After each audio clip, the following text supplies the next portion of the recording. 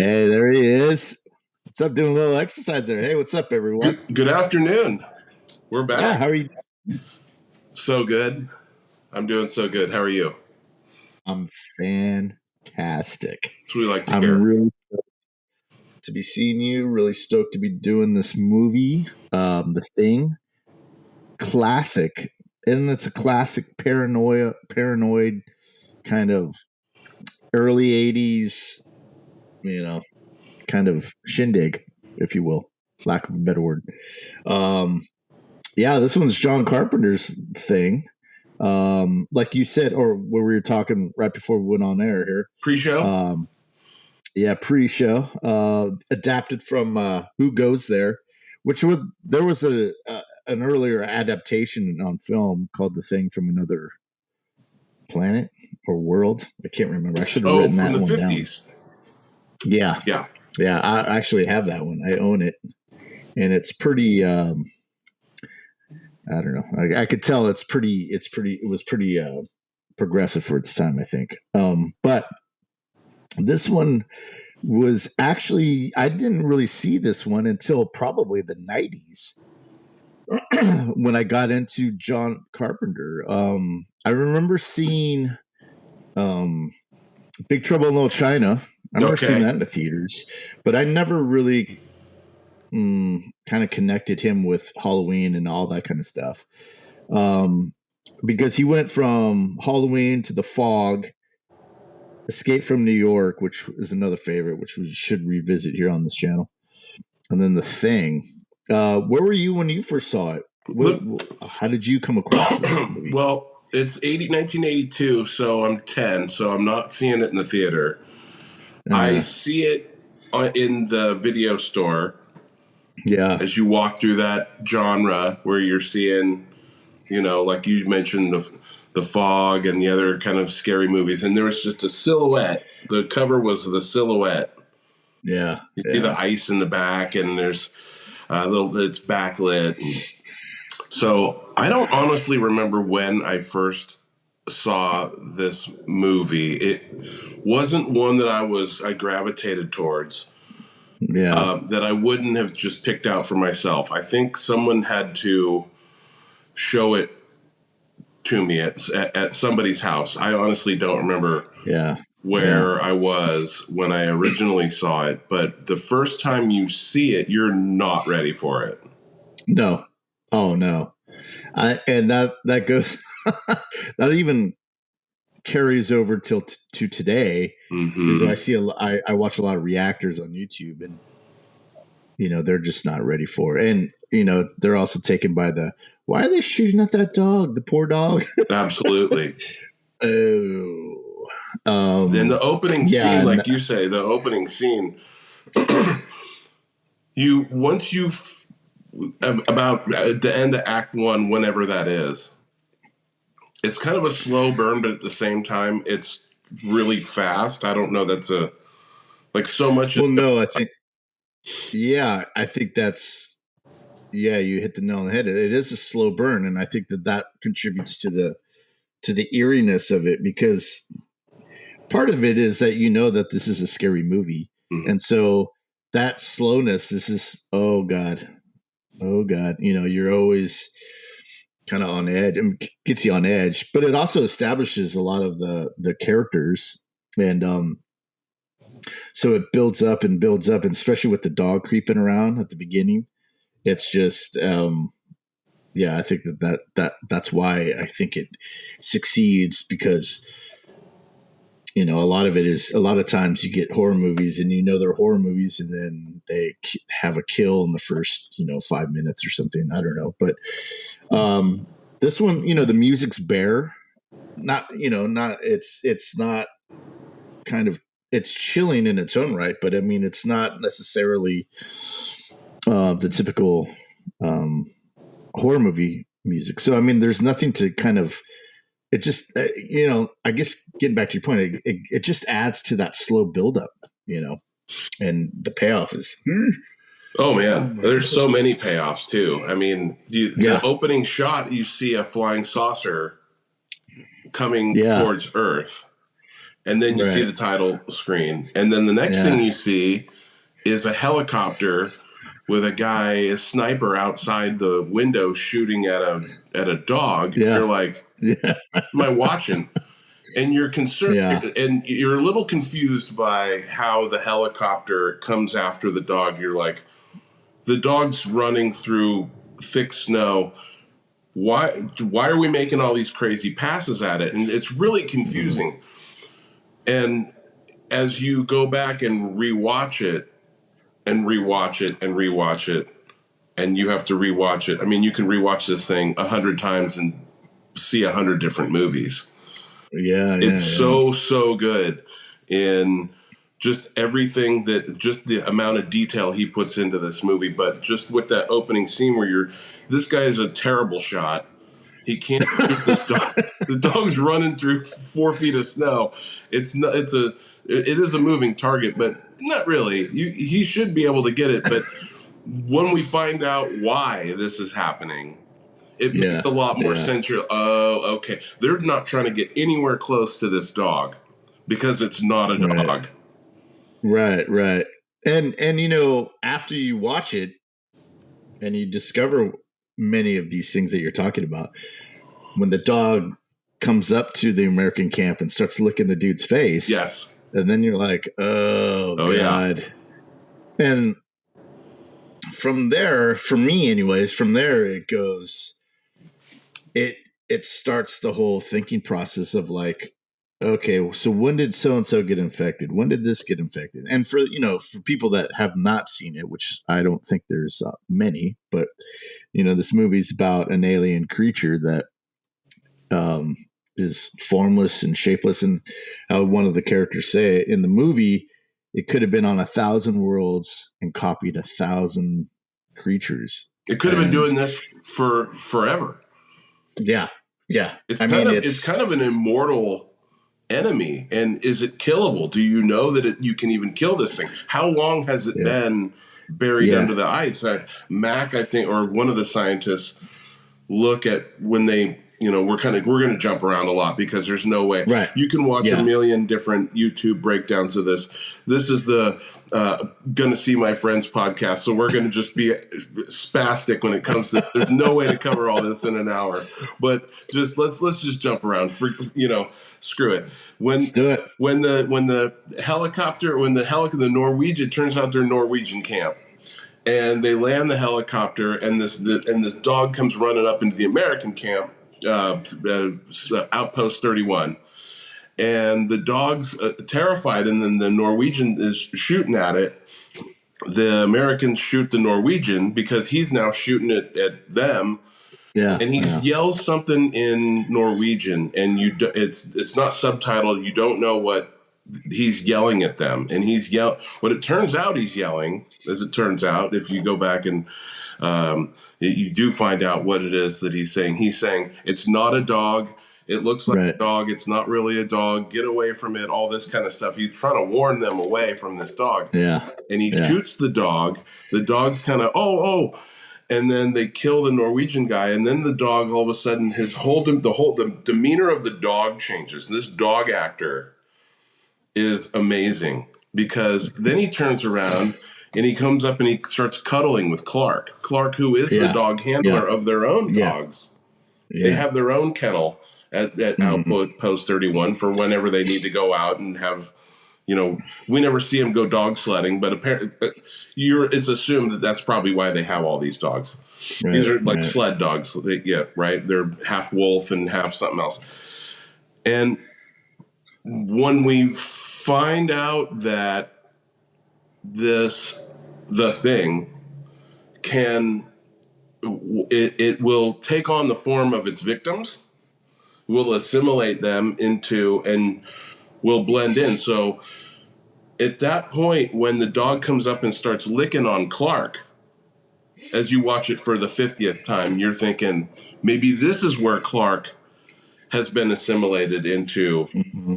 Is now Clark infected by this? I mean, the timeline of who gets infected and when is wild, dude. And like I said, you can watch it next time you watch it with Clark being infected first, as opposed to say Norris or Fuchs or Windows. Windows. Well, Windows never gets. Yeah. Well, that's the thing, is that Clark never gets infected, and that's what kind of takes this whole thing of, okay, well, he's licking his face, which for me, I was always like, oh God. But then you realize, what does it take to get infected? Because you have, the whole conspiracy theory of how Wilford Brimley's character gets, and I didn't write down their name. Character names. Dr. Blair. Wilford Brimley, for the first time and only time you ever see him without a mustache, I believe. Yeah. Yeah. And he was a relative unknown, I guess, when they cast him in this movie. Yeah. Which I didn't know. I thought, he's one of those actors that are born, they look 40. No, totally. Totally. But that's, you start to wonder how this creature, its intellect, or it's how it navigates through this, because when it overtakes people, you see a couple of instances of it trying to kind of assimilate all these people. It's mind blowing, because I think at the time, the critics hated it. The critics didn't like it. And they called actually John Carpenter the pornographer of violence. They just didn't get it. Right. And unfortunately, it didn't do well at the box office.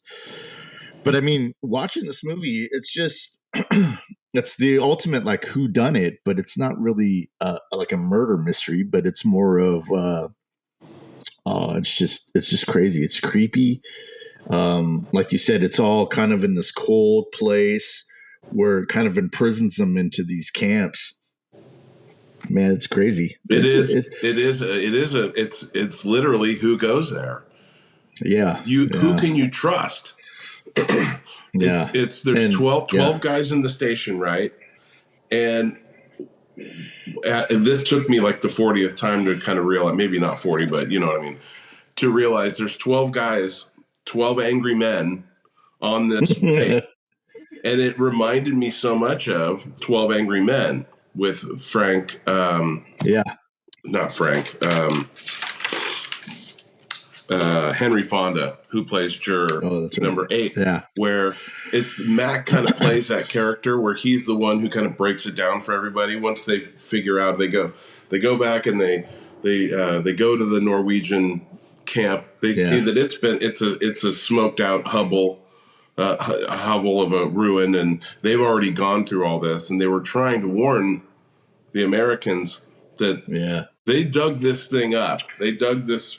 They're whatever they were experimenting on. It's unclear what these two Antarctic stations are actually doing. Yeah, never explained. What they're researching. They're researching, but they're all drinking. They're all it's that's the early '80s, and but Mac.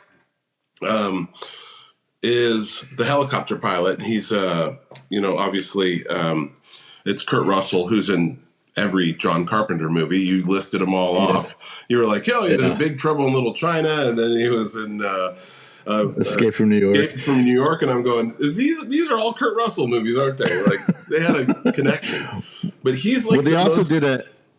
Oh, go ahead. No, please. He also did what? Oh. Well, they also did that Elvis movie in like 78 or 79. The Elvis ABC. movie. Yeah, they did an Elvis movie. Kurt Russell played Elvis. And let's see. Yeah, it was a made for TV movie. Oh, then I probably didn't see it. I was going to say, I didn't see it either. Did he do Overboard as well? Because that was, I think, the first Kurt Russell movie that I saw. Overboard. So your thoughts on you brought it up. Okay. How do you get infected? Do you have to be killed in order to be infected, or can you be infected and then how many things are there? Your thoughts? Well, my thing, first of all, when I was watching it, I watched it a couple months ago. This is one of those movies where you just kind of, I need something to watch. Oh, I'll throw this on. I watched it a couple months ago.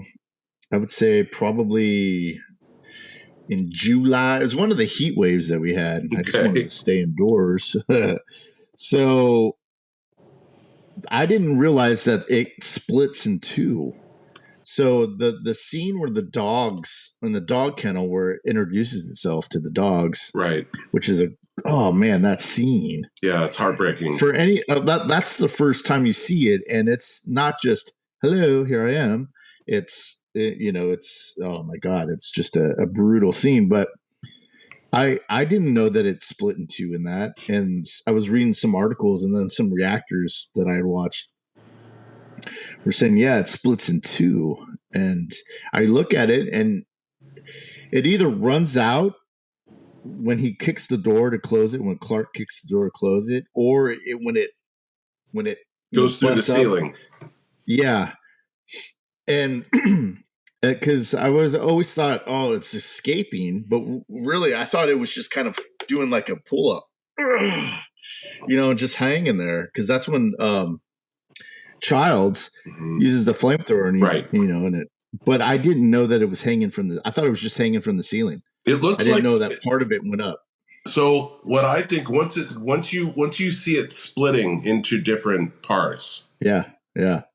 I and maybe it was just recently when I realized, oh, if it can split into two, then it can split into four, and if it can split into four, then it can split into eight, and then so it gets torched by Childs, but you see it crawling up into the attic.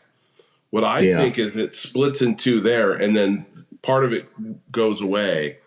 Yeah, so that we see that part of it fall into the floor and burn up, and it's gone. Yeah, but it's clearly still here. So or it has already infected others. So what I think happens with the infection is, and I'm only basing this on the way John Carpenter shot it. Yeah. John Carpenter did a lot of close-ups and a lot of focusing on inanimate objects. The J&B bottle that Matt is drinking from. It's a DNA kind of swap, and once you got guys sharing the bottle of J&B, where Mac's drinking the J&B bottle when the helicopter comes in and all that, right? And then what's his name? Bennings gets shot. He gets shot in the leg. And then he gets handed the J&B bottle, and then he starts to drink the whiskey in order to help with the pain.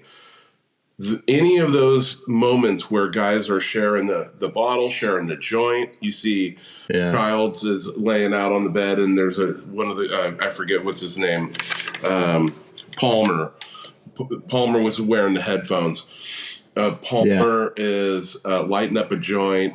And he hands the joint to Childs. They're not. I don't think they're infected at this point. But he's showing us these things for a reason. He's showing us that these guys are all swapping spit in one way or another. And if one of them is infected when this is going on, then the other one is infected too. So the idea that there is one thing is kind of a little misleading. There isn't. It's like who's the thing now? There's multiple guys that are infected at any given time, and there's no way to really tell. As some people have said, oh, it's the light in the eyes. The way he shot it is if there's, if you can see like a glimpse, if you see guys close up with their eyes, you can see the reflection of a light bulb in the background. But then Brooks doesn't have that, right? Or Palmer doesn't have that in that one scene. It's so misleading, and you're as confused as they are in the movie, and it's all on purpose. Yeah, he does all on purpose. Definitely. Yeah, because I think a lot of the ways that I thought that you could get infected, because what's his name, Blair, the dog handler, is that Blair? No, Blair's Wilford Brimley. Oh, okay. They put him in the shack, and they were convinced that he goes nuts and starts destroying everything because he's like, he just all of a sudden no one's leaving, snaps, right? Yeah. And it's because he realizes that I can't trust anybody. I know I'm not infected, but I don't know that the rest of these guys are. And so he kills the rest of the dogs. Then he shuts down all of the. He starts taking the power out and kills the radios, and he's going crazy. He's shooting at them. he's just like he's lost it, right? But anyway. Well, I think that's I think that's why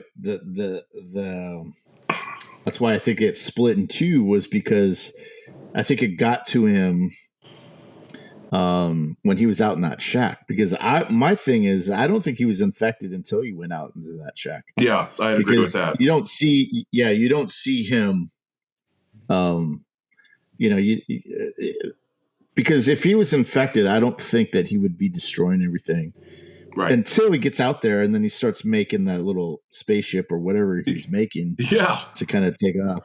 He becomes but that's a thing. You assimilate, you get their intelligence, or you get whatever you're taking over, you get their intelligence. So, it has to have some intelligence in order to know, okay, I'm in a strange place. I need to get back. I need to build this thing. Here's my knowledge of physics and astrophysics or whatever it is.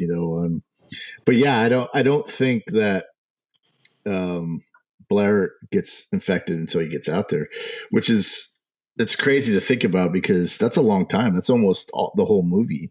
Yeah, he's out there like for over 2 days, because there's a time jump. It doesn't tell you, but what Kurt Russell's saying is, in 6 hours it's going to be this, and then they cut to they're all tied up. Everyone else is all tied up, and he's going to try to figure out. He's got him with the flamethrower on him, and he's going to at that point he's got the dynamite, and he's he and Windows are going to start drawing blood and and do this blood experiment. I don't know if the blood experiment is one way to tell. I mean, obviously, when it comes to they're going to touch it with the copper wire, and that one of them explodes out of the it's once it's in the blood, it becomes another. This thing is replicating, and it's doing it at it's exponentially replicating. It's going to take over the world. This thing will eventually infect everybody. It's a kind of different zombie. But what Kurt Russell tells them is, it can't kill us all. It needs us. Yeah. Right? He says something to the effect where it's just not going to go on a murderous rampage. And then it's not going to have any. If it's using us for food, it's not going to have any food. And maybe every time it kills something, it gives it more. It can then split again into something else, and it can replicate itself. I think in the replication process, what it's also doing, because we saw that with what's his name, the guy who Bennings. We saw that with Bennings. It infects Bennings and replicates Bennings, and then Bennings has a heart attack because when it replicated Bennings, it also got the heart trouble that Bennings had, and it had a heart attack, and then of course it had to expose itself because it needed a new host. Oh my God, it's so crazy. And while Bennings is infected, Palmer's also infected.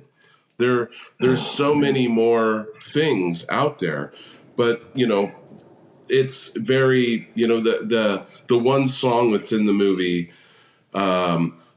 Stevie Wonder's Superstition was not lost on me. Yeah, I know. Well, I think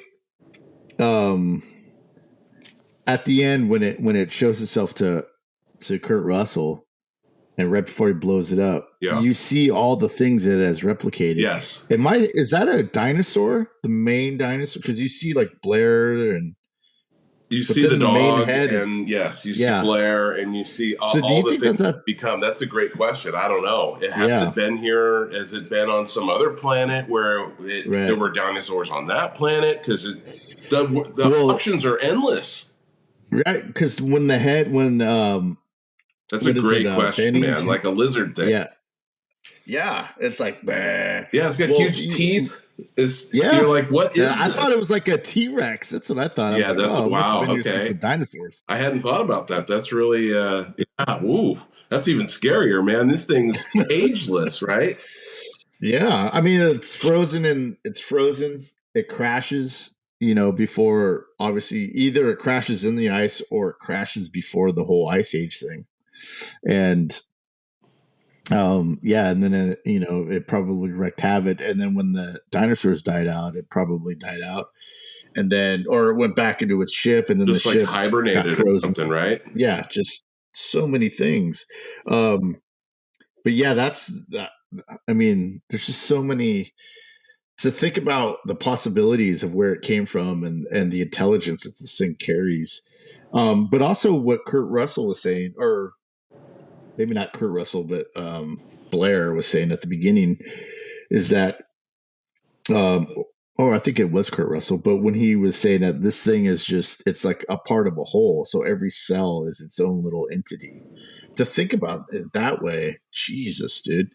Like, how do you kill that thing? And the thing that I keep beating my head over is that they would put it on fire and then put the fire out.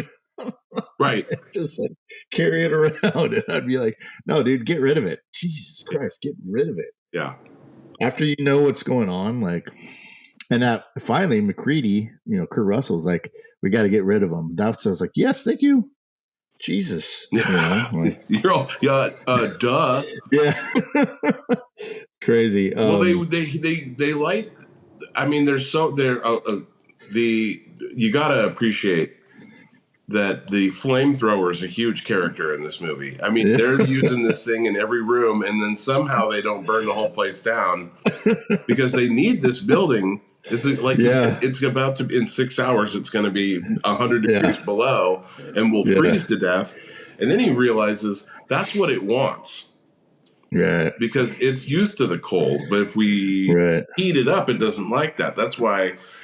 I mean, this thing can fly a ship through space. This is a highly intelligent creature, and it's replicating people and becoming the people where they can pass themselves off as the person that they've been stuck with on this base for the however many months, and you don't know who's who.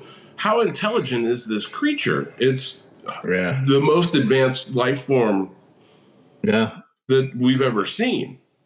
Well, I think credit that to Rob Bottin, who was the legendary special effects dude. Oh my God. There's shocking practical special effects in this are, I mean, how anybody went the other way with it. I mean, and I think he was really young too when he started on this. He was in his early 20s. Yeah, I think he was like 23. Yeah. And he's like, can we do this? Don't know. About to find out. I mean, the things that you can do when you don't know that you can't do them are amazing. And he was just like, we're just going to do it. Well, I mean, the dude burned himself out on this picture. He worked, he was working 7 days a week. He was working 16-hour days. And he only had a small crew with him. So, but just that one scene where they're trying to save Benning's life. Mm-hmm. And they're doing, they bust out the. Oh my God. Yeah. The defibrillator paddles. Yeah, the defibrillator. You're not ready for that, dude. You're thinking it's Childs because of how much they're spending on Childs. And you're kind of like, Childs, and I forget the actor's name. I think, one of his first films, but he's phenomenal in it. Childs is one of the great characters. Keith David, Keith David, thank you. Who is a great comedic actor, as well as he can do it all, right?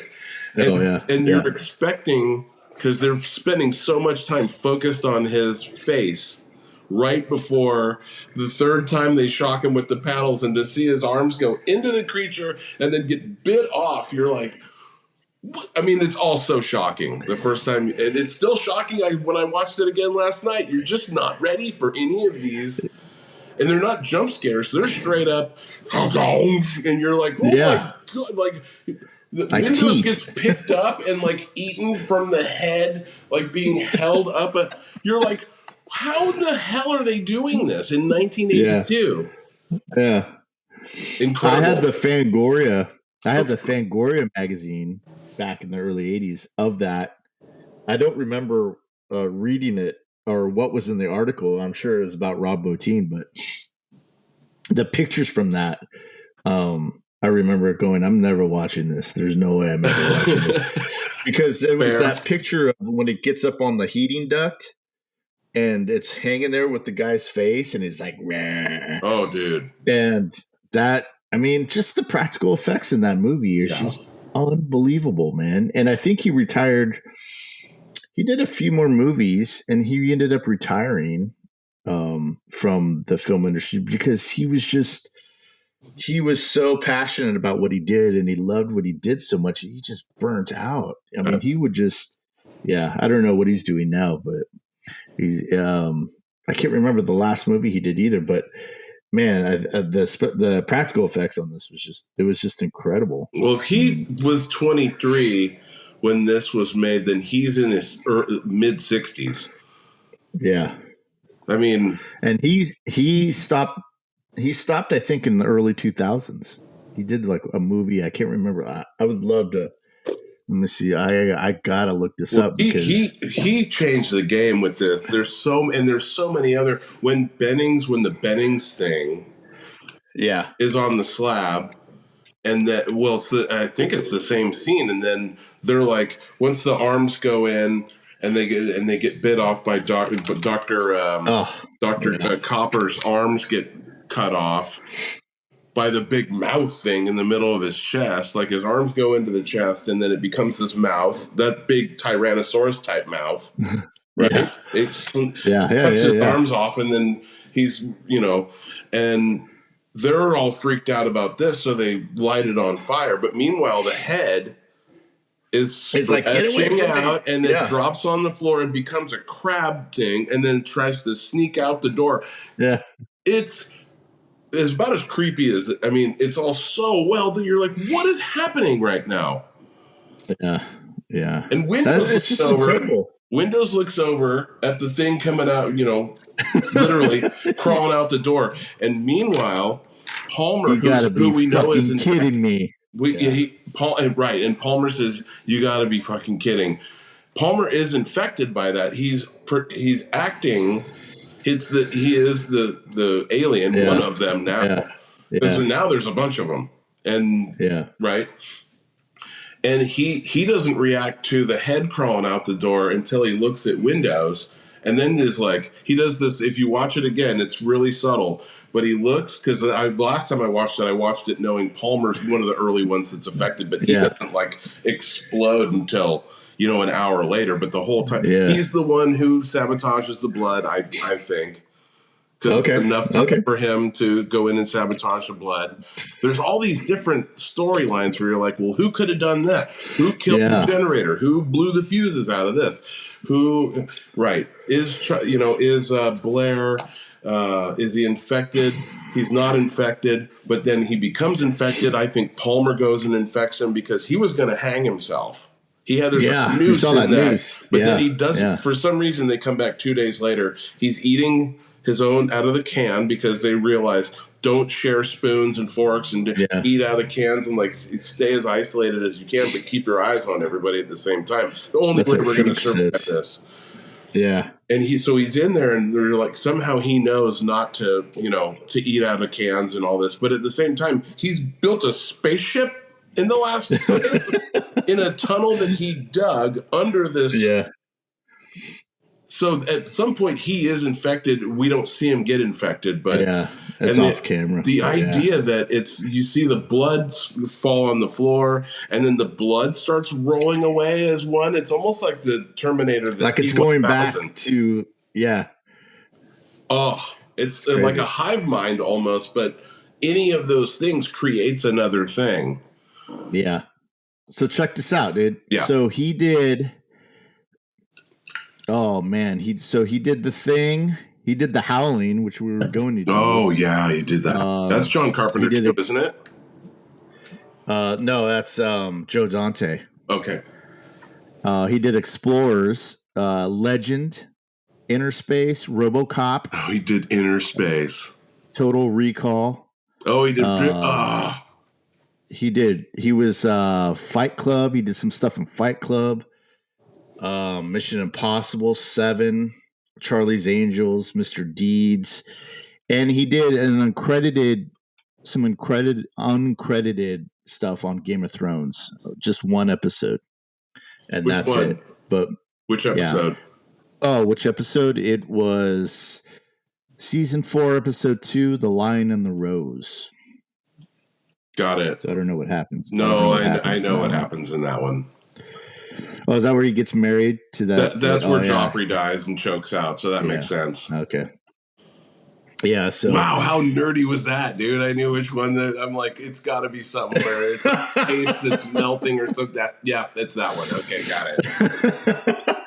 Well, hey, we got to do when House of Dragons starts up. Are you a big fan of that show? Absolutely. Read the book. Yeah. Read all the books. We got to do like recaps. We got to do recaps of that when that comes. That sounds good. Yeah, we got some stuff that lots of material to cover there.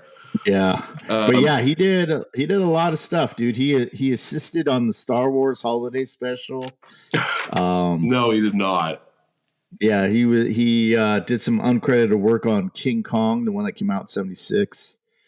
Oh God, wow. He did some uncredited assistant makeup work on A New Hope, Star Wars. Oh. Yeah, so he paid his dues, man. And then he was out at 2002, Mr. Deeds. That was his last kind of credited work.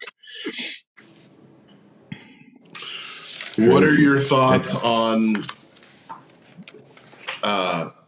Mac is drinking by himself in his cabin? This is the main character is established where he's drinking J&B, and we see a lot of these shots of where you're kind of like, is it just this is the way movies were done at the time, or the establishing shots of we see the J&B, we see him drinking, then we see him at the computer playing chess, the chessboard and the game that's being played, audio where it's like Knight to Rook 3 and all this is not the actual game that's on. I know enough about chess to know that's not the board that they're describing at all, and like so.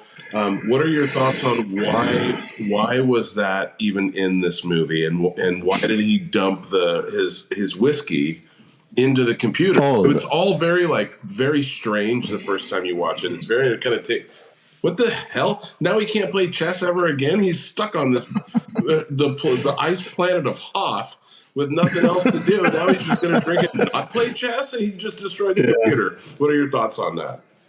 Well, I always just thought that kind of showed he's kind of a loner, obviously. But it also showed that he is kind of bullish in a way of like, he's like a natural leader. So, I mean, during the course of the movie, you kind of see that. Mm-hmm. But that just kind of gives him this attitude of like, well, screw you. I'm going to like that stubbornness, I suppose.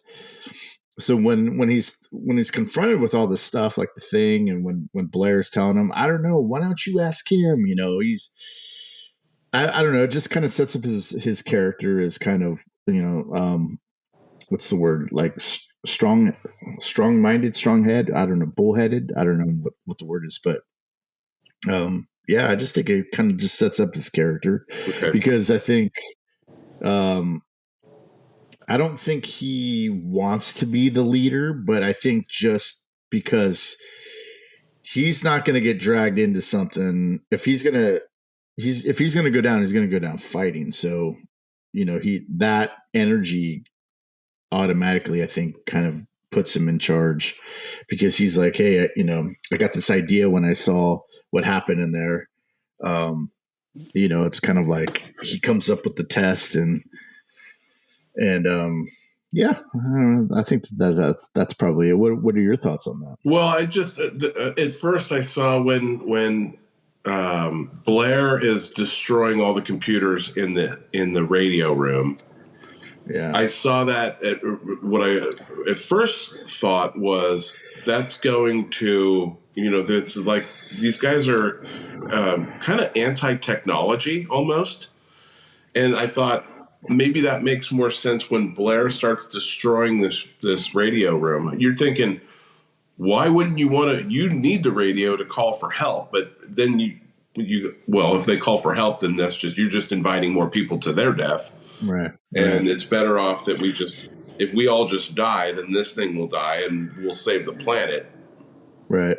And so I was like, oh, okay. So they're like destroying now that you can't go back and use the chess computer, the chess master, because Kurt Russell's already destroyed it. But I thought for his character, then when I rewatched it again yesterday, I really paid attention to that opening scene where there's not a lot of dialogue. It's just him with his beard and his long hair, and he's don't give a F kind of attitude, and he's not going to take no shit from nobody.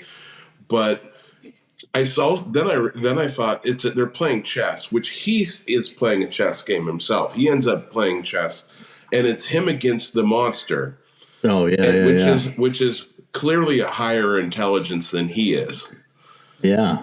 And so his throwing the whiskey, which the whiskey let's just go ahead and jump to the end when it's just him and Childs. He hands Childs the bottle of J&B, which is what he dumped on the computer to destroy the computer. And I thought, there's this, it's him and Childs, and that's the end of the scene. That's the end of the movie. You don't know. Clearly, they're not going to live through this because it's about to be 100 degrees below. And let's just sit here and see what happens, I think is the... But he gives Childs the bottle of whiskey, and he kind of smiles a little bit. And I think some people have said, well, he filled the bottle with gasoline because he was making Molotov cocktails. And now all of a sudden he's got this bottle of J&B again. And if it's full of gas, he doesn't take a sip of it. He puts it up to his lips, and then he hands it to Childs. And Childs takes a drink of it, and then and Max smiles. And I'm like, oh wow. He put gasoline. He just put gasoline in you don't know if Childs are they both infected? Are neither of them infected? Does it even matter? Because they're both going to die anyway. So I just saw him as if you watch it as if Childs is infected, because I think the characters are convinced Childs was the one that destroyed the generator room.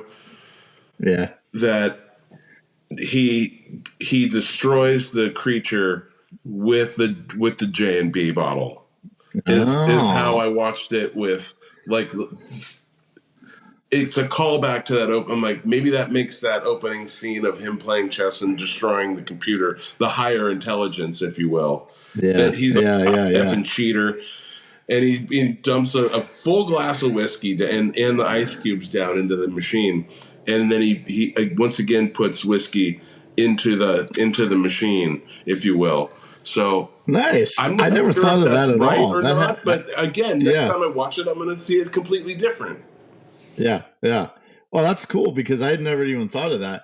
I always kind of just went with the popular theory, which was they both just die. Yeah, and nothing happens. But the interesting thing is that they did a graphic novel as a sequel with McCready, and so wait, Keith David, what's his name again in that? It's it's Childs. And so a helicopter comes and rescues Childs and McCready, but what they don't, and they take him to some, another part of that research lab. There's another one in South America, which is right up from Antarctica. Yeah. And so they go to this thing in South America and they figure out that Childs was one. So it starts to take over this compound in South America. And it's just, they did a thing. It's on YouTube. I don't know if it's still on YouTube, but I found it on YouTube a couple years ago.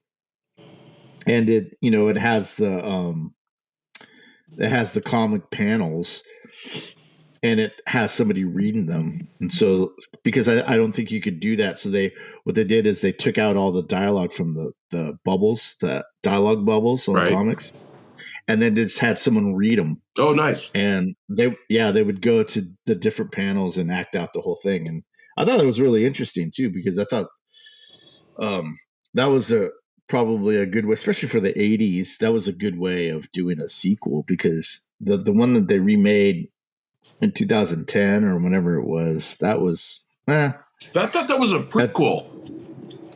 Prequel, yeah, right. That was right. told from the eyes of the Norwegian group that we see the end of their story, and I thought it was also a remake because it's called The Thing. Yeah. And what I didn't know until earlier today, in just finalizing my notes, Amal, is there anything else that I mean? I'm probably not going to come up with any new. I can only tell you that was kind of my breakthrough, is watching him like, why are we playing chess and why does he destroy the machine? Of all the things, he's literally got nothing else to do besides fly the helicopter when they want, when the weather's good, and drink. Yeah. He's like, I'm going to go to my shack and get drunk. And I'm like, are we a research team? Like, how much booze did we bring with us on this? You know? I'm like, that sounds cool to me, because I'll go to your shack and get drunk with you too. But he just wants to be alone and drunk, and then every once in a while he plays a game of chess. He plays one game of chess. He's got check on the board, and he moves out of winning the game, and then he loses the game. And the only female voice you hear in the entire is there's no female characters. There's one female voice, and it's the computer saying, checkmate, checkmate. Yeah. And he's all, hell. And he dumps his whiskey into the little hatch. And you're Which is Adrienne Barbeau. Who? It's Adrienne Barbeau. Is it really? I didn't know that. He was married to her during that time. Before Goldie Hawn? Yeah. Well, I don't think he ever married. She was married to John Carpenter. Oh, gotcha. Okay. Because he was with Goldie Hawn at the time, and they're still together as far as I know. I think they actually got married after 40-some years because the kids were like, well, you guys should probably just go ahead. Right?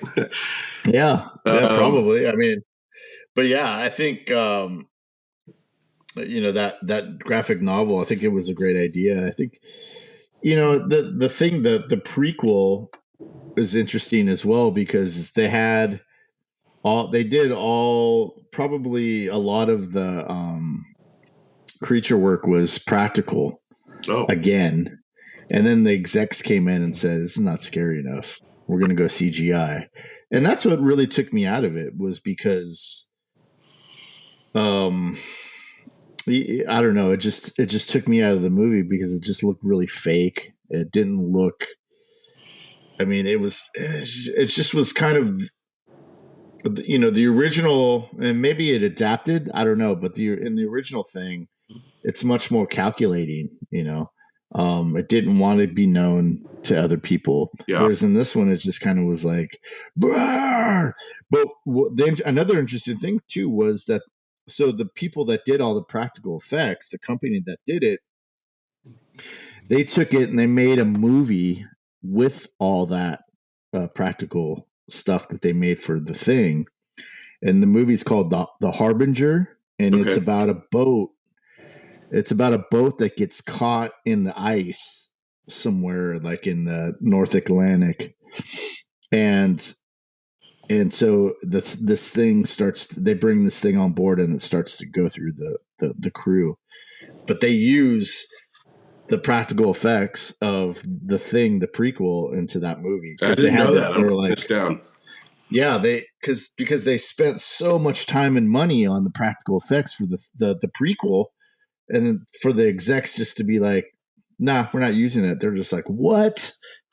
They're kidding. So yeah, it was like it was crowdfunded, and has what's that guy's name from Aliens? The robot from Aliens. It has him. He's in it. Lance Hendrickson. Bishop. Yeah, Bishop. It has him in it. And so it's a pretty low budget movie, but it's supposed to be really great. I haven't seen it myself. So. I'd watch that. Yeah. So Harbinger. No, I like that. Yeah. But yeah, so and it's, I don't know. I mean, this movie has, I think, John Carpenter, it didn't do well at the box office. No. Neither did Escape from New York and The Fog, and Halloween was the only one that really kind of broke through for him. But he kind of got depressed, and he kind of was just like, he kind of lost faith in Hollywood and started making lower budget movies. He made Village of the Damned. I've never seen that. It has Christopher Reeve in it, Kirstie Alley. He did Ghost of Mars, I think, in the early 2000s. That was the last one I saw of him. But I really wish he would have kept going, because I think I liked Ghosts of Mars. Would that have Samuel L. Jackson in it? No. No, it had Ice Cube. Ice Cube, like Lawrence Fishburne was in that, maybe? But Ice Cube. I don't remember. Ice Cube for sure. But you take directors like him and Joe Dante and Tobe Hooper and Wes Craven, and you take all these kind of like masters of horror type of people, directors, and I just think that, because a lot of them, most of them didn't really have a career outside the 80s. They had their following, definitely. Like, I'll watch any movie that any of them make. Sure. But I think the taste of the 80s, the kind of the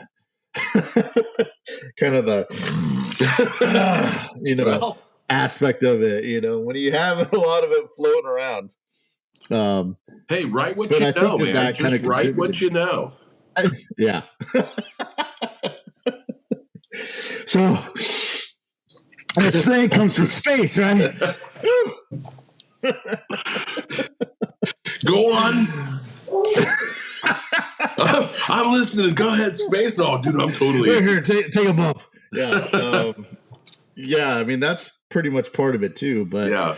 I think I don't know. I think that they kind of existed in this kind of realm, or this time period, and the kind of tastes of that time period, obviously evolves, and you get into the 90s where everything is a little more violent, a little more like on the nose violence, as opposed to this kind of fantastical way of looking at violence with Tarantino and as such. So I think they kind of lost the luster, but I would love, he did Vampires. Remember that with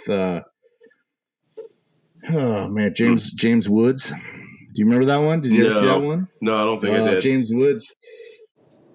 He's in these like jeans and this leather jacket, and he's the head of this team of vampire hunters, and goes around like, oh dear God. I think it was like in 2000. It's funny. It's kind of campy, but it's fun. It's a fun watch, and it's one of his last, I think, James Woods' roles is as a lead. I don't know. Yeah, as a lead. So, but I don't know. So, what do you say? Is that it? I'm just looking. Do you have an order of? I mean, yeah. There are people who will break down what order the 12 guys go in. I mean, 10 of them die, and we're left with Mac and and Childs.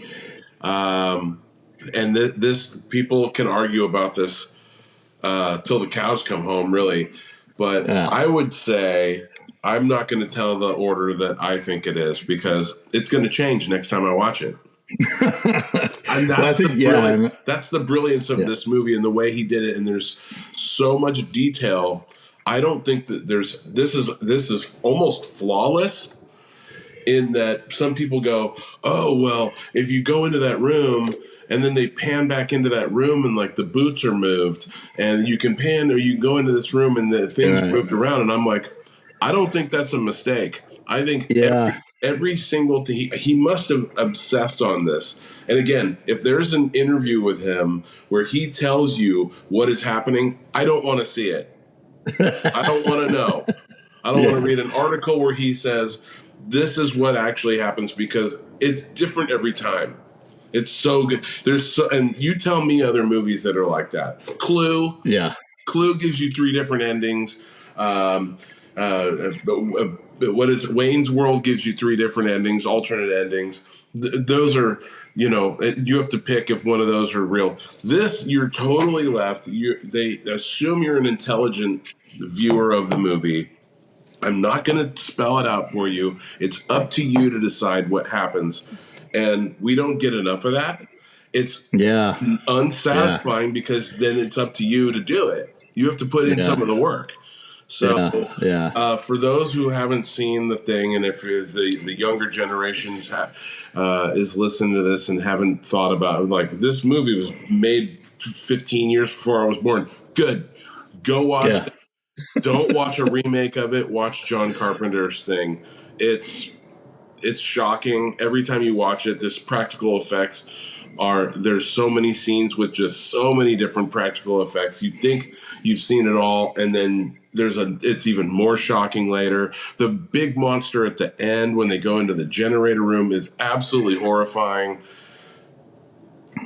I can't say enough good things about it. It's a freaking perfect movie.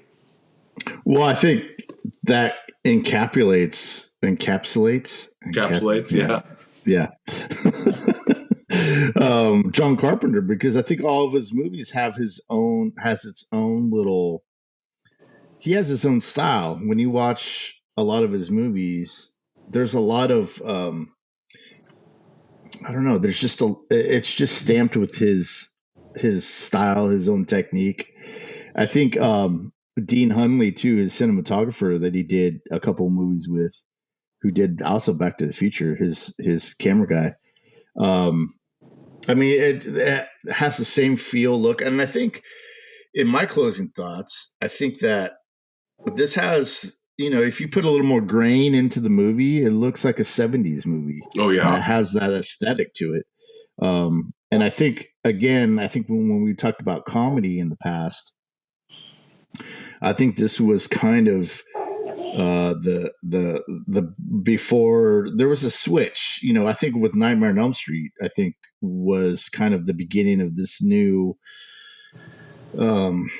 type of horror where it was just a little more campy, a little more. I don't want to talk about the '80s. A little more campy, and it's just a little more fantastical kind of stories.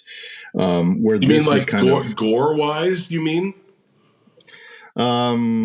I just mean in the ideas, I suppose. Okay. Yeah, maybe gore wise. Because I think this, like I said, this has like '70s type of feel to it. It does. For me, anyways. And it has that, dude, the horror, the gore, the effects. I mean, it goes on. I mean, it evolves in the '80s, but this was kind of, for me, the last kind of frontier of like, I don't know, if you get into Cronenberg, you get into body horror and that kind of thing. But yeah, I don't know. For me, this was kind of his own stylings and his own kind of voice. And oh man, I miss seeing John Carpenter movies, man. Well, body horror we saw in the theater last week, The Substance, and really, yeah, I don't know if that's about as it's a lot. Oh boy, it gets this. The Thing reminds me of just how much. I mean, these people are basically exploding. The dogs are being ripped apart, and then they're splitting open, and this thing just starts growing out of it, and it just exponentially gets more and more. And people are the characters. You're like, get the hell out of that room, dude! But they are frozen in fear of this thing, because that's like you said. We've talked about this in one of the past episodes where you'd think you would be easy enough to just turn and run, but when you're that terrified, you can't. Yeah. It's like being in a nightmare where you're like, I'm trying to wake myself up, right? And you can't do it. But this is really happening to these characters. So this has got a lot. If you're into that kind of oozy, gooey, and just the long shots of it too, the tracking shots of blood trails and like the green goo, whatever that was. Just it turns your stomach almost. It's almost too well done. Creepy. All right, cool, man. Well, I appreciate your time here with me to talk about The Thing. This is good choice. Great choice. Good choice. Yeah, good one. I think next week we're going to be doing what, It Follows? Is that what it is? We're going to do It Follows. Yeah, that's my pick. Talked about it a couple. That's on Halloween. It's going to be coming out. We're going to do it on Halloween. Yep. And maybe I'll express it and try to get it out by the weekend or something after that. Right on. But, woo! Yeah. All right, cool, man. Well, hey, anybody that's watching of our 14 followers, appreciate your time. Yeah. Appreciate your time. And if you have any suggestions or if you have any opinions about the thing, go ahead and put them down in the comments, and we'll read them. And maybe we'll do like a comment, question and answer type of videos coming up soon. I don't know, something like that. But thanks again, Toby. I'll see you soon. You too, Steven. Okay, bye, everybody. All right. Bye. Bye.